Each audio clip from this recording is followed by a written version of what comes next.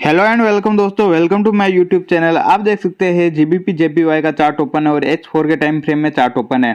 तो आज हम आने वाले मंडे की प्रिडिक्शन करने वाले हैं जीबीपी जेपीवाई में नेक्स्ट मूवमेंट क्या हो सकती है। तो दोस्तों, अगर किसी की एंट्री फंसी हुई है या कोई एंट्री लगाना चाहता है तो वह किस लेवल पर एक अच्छी एंट्री लगा सकता है। तो इसके लिए दोस्तों आप इस वीडियो को शुरू से लगाकर लास्ट तक देखते रहिए। तो दोस्तों, सबसे पहले हम इसके अंदर support and resistance area draw करेंगे और बाद में हम इसके लेवल की बात करेंगे कि इसका कहां पर एक अच्छा लेवल बन रहा है। तो चलिए दोस्तों, हम वीडियो को शुरू करते हैं। तो सबसे पहले हम इसके अंदर support and resistance area draw करते हैं।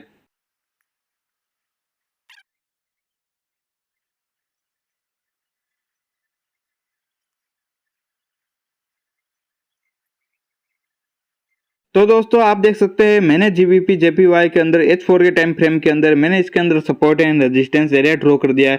तो यहाँ पर आपको नीचे की तरफ यहाँ पर एक ब्लैक लाइन ड्रॉ की हुई है जो नजर आ रही होगी। तो यहाँ पर एक सपोर्ट एरिया है। इससे ऊपर की बात करते हैं तो यहाँ पर इसका नेक्स्ट सपोर्ट एरिया बना हुआ है। और अगर हम फर्स्ट सपोर्ट एरिया की बात करते हैं तो यहाँ पर इसका फर्स्ट सपोर्ट एरिया बना हुआ है। तो ये सेकंड सपोर्ट एरिया और ये थर्ड सपोर्ट एरिया। अगर हम रेजिस्टेंस एरिया की दोस्तों बात करते हैं तो यहाँ पर मैंने एक ये बॉक्स ड्रॉ किया हुआ है। तो यहाँ पर इसका फर्स्ट रेजिस्टेंस एरिया बना हुआ है। तो यहाँ पर एक रेजिस्टेंस एरिया का काम कर रहा है। तो और इसके साथ ही दोस्तों मैंने यहाँ पर एक चैनल एरिया ड्रॉ किया हुआ है। तो ये चैनल एरिया आप होगा। तो ये मार्केट इस चैनल एरिया के अंदर ही दोस्तों मूवमेंट कर रहा है। तो अगर हम यहाँ पर देखते हैं दोस्तों, जब जब मार्केट इस चैनल एरिया के सपोर्ट पर आ रहा है तो मार्केट सपोर्ट लेकर वापस अगेन ऊपर की तरफ मूवमेंट कर रहा है। और ऐसे अगर हम ऊपर की तरफ बात करते हैं तो जब जब मार्केट रेजिस्टेंस एरिया के पास आ रहा है तो रेजिस्टेंस के पास आते ही दोस्तों मार्केट नीचे की तरफ मूवमेंट कर रहा है। और ये जो चैनल एरिया का जो मिडल एरिया है तो मार्केट इस चैनल एरिया के मिडल एरिया को भी अच्छी तरह से रेस्पेक्ट देता जा रहा है। तो आज हम बात करने वाले हैं जीबीपी जेपीवाई की आने वाले मंडे की नेक्स्ट मूवमेंट क्या होगी। क्या इसकी मूवमेंट नीचे की तरफ होगी या वापस इसकी मूवमेंट हमें ऊपर की तरफ देखने को मिलेगी। तो दोस्तों, अभी तक आपने हमारे चैनल को सब्सक्राइब नहीं किया हो तो जल्दी से चैनल को सब्सक्राइब कर दो और पास ही नोटिफिकेशन बेल को ऑन कर दो। तो इसके लिए दोस्तों मैं चार्ट को जूम करता हूं जिससे कि आपको दोस्तों क्लियर नजर आएगा। तो एक बार मैं चार्ट को जूम करके आपको मैं बताता हूं। तो दोस्तों, आप देख सकते हैं मैंने चार्ट को जूम कर दिया और यहाँ पर जो मैंने ये बॉक्स ड्रॉ किया हुआ है रेक्टेंगल का, तो यहाँ पर मार्केट इस रेजिस्टेंस एरिया को अच्छी तरह से रेस्पेक्ट देता जा रहा है। अगर हम यहाँ पर नीचे की तरफ बात करते हैं तो ये चैनल एरिया का सपोर्ट एरिया और साथ ही मैंने ये सपोर्ट एरिया ड्रॉ किया है। तो मार्केट इन दोनों सपोर्ट एरिया से मार्केट सपोर्ट लेकर वापस इसने ऊपर की तरफ मूवमेंट की।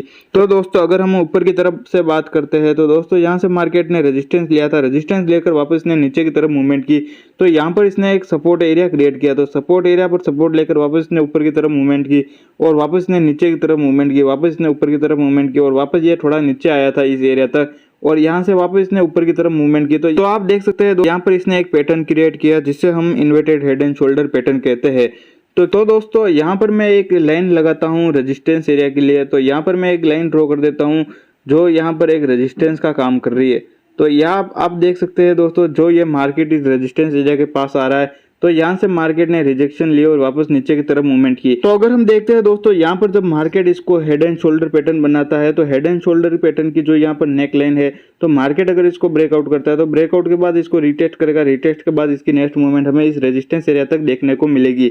और अगर यहाँ पर जो रेजिस्टेंस एरिया है मार्केट इस रेजिस्टेंस एरिया पर आता है और रेजिस्टेंस एरिया से मार्केट रिजेक्ट होता है तो इसकी दोस्तों वापस मूवमेंट हमें नीचे की तरफ देखने को मिल सकती है। अगर दोस्तों हम देखते हैं मार्केट ये जो रेजिस्टेंस एरिया मैंने ड्रॉ किया हुआ है और मार्केट इस रेजिस्टेंस एरिया के पास आता है और इस रेजिस्टेंस एरिया को भी मार्केट ब्रेकआउट कर देता है तो फिर इसको हम देखते हैं तो इसको रिटेस्ट के बाद इसकी नेक्स्ट मूवमेंट हमें ऊपर की तरफ देखने को मिलेगी जो कि यहाँ पर चैनल का जो एक और रेजिस्टेंस एरिया है। तो मार्केट इस चैनल के रेजिस्टेंस एरिया तक भी मूवमेंट कर सकता है। तो अगर हम यहाँ पर देखते हैं इस चैनल के जो रेजिस्टेंस एरिया है तो मार्केट यहाँ पर रिजेक्ट होता है तो वापस मार्केट के दोस्तों चांस होते हैं नीचे की तरफ मूवमेंट करने के। तो कहां तक कर सकता है, जो यहाँ पर ये पहले रेजिस्टेंस का काम कर रहा था ये एरिया, तो बाद में ये मार्केट के लिए सपोर्ट का काम करेगा। तो हो सकता है दोस्तों यहाँ पर मार्केट इस चैनल एरिया से रेजिस्टेंस लेकर वापस नीचे की तरफ मूवमेंट करता है और जो ये सपोर्ट एरिया है तो मार्केट इस सपोर्ट एरिया तक मूवमेंट कर सकता है।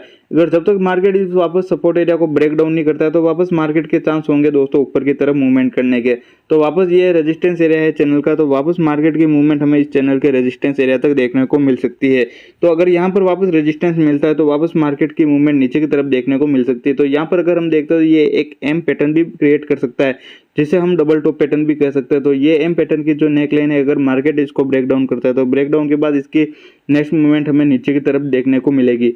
अगर हम ऐसी बात करते हैं दोस्तों, जब मंडे को मार्केट ओपन होगा, अगर ये जो नेकलाइन है inverted head and shoulder pattern की, अगर इसको ब्रेकआउट नहीं करता है तो वापस दोस्तों चांस होते हैं मार्केट की मूवमेंट के नीचे की तरफ मूवमेंट करने के। तो कहां तक कर सकता है दोस्तों, ये चैनल एरिया का सपोर्ट एरिया है, तो मार्केट की नेक्स्ट मूवमेंट हमें इस चैनल एरिया के सपोर्ट एरिया तक देखने को मिल सकती है।